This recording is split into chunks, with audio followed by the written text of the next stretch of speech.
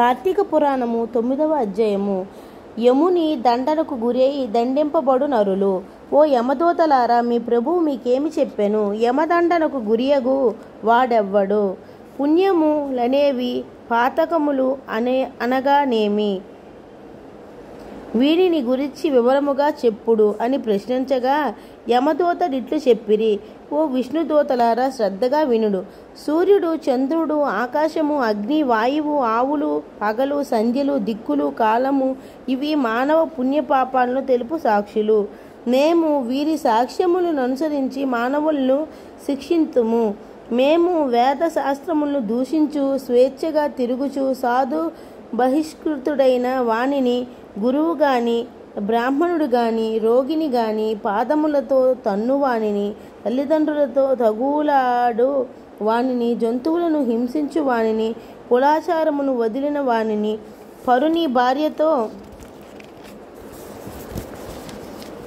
రమించు వానిని ద్రవ్యము తీసుకొని సాక్ష్యము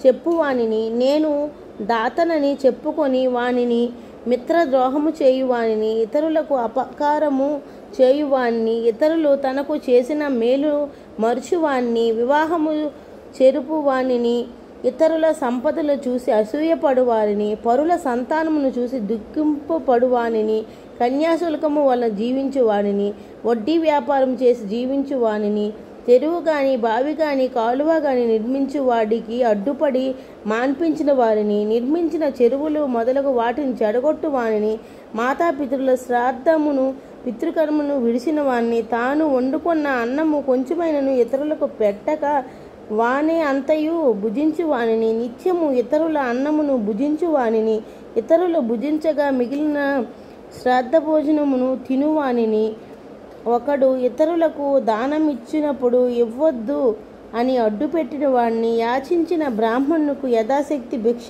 వేయవానిని తనను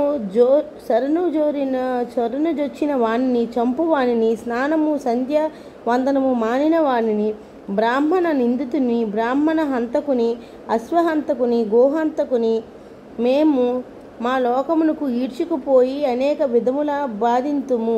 ఈ అజామిలుడు బ్రాహ్మణ జన్మ పొంది దాసి సాంగత్యము చేసి పుట్టినది మొదలు చచ్చినంత వరకు అనేక మహాపాపములు చేసినాడు. ఇట్టి పాపాత్ముడు మీ విష్ణులోకము పొందుటకెట్లా అర్హుడని అని అడిగిరి. ఆ యమదూతలు అడిగిన మాటలు విని విష్ణుదూతలు చిరునవ్వు నవ్వి గంభీర ధ్వనితో ఇట్లు చెప్పిరి. యమదండనకు గురికాని మానవులు. యమదూతలారా, మీరెంత మూఢులైతిరేమి? ధర్మ మర్యాదను గూర్చి మేము సంగ్రహముగా చెప్పెదము వినుడు.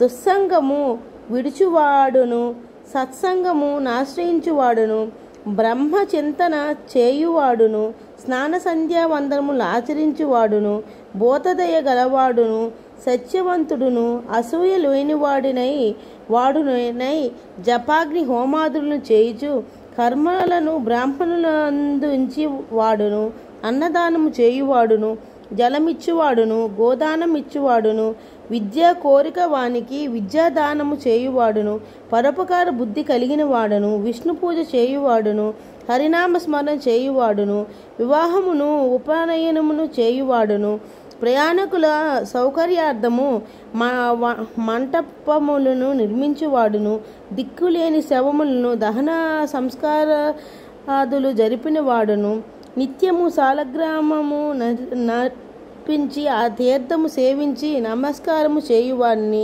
తులసిమాలను మెడయందు ధరించి విష్ణువును పూజించువాడును తులసి మొక్కను పెంచువాడును హరి కథ వినువాడును భగవద్గీత పఠించువాడును సూర్యుడు మేష తుల మకర సంక్రాంతి యందు ఉన్నప్పుడు ప్రాతస్నానము చేయువాడును రుద్రాక్ష మాలికను ధరించి జప దాన హోమాదులు జరిపిన వాడను రుద్రాక్ష మాలికను ధరించి జప దాన హోమాదులు జరిపించేవాడును ప్రతి దినము అచ్యుత అనంత గోవింద కృష్ణ నారాయణ అని హరినామ సంకీర్తన చేయువాడును యమదండనకు గురికారు.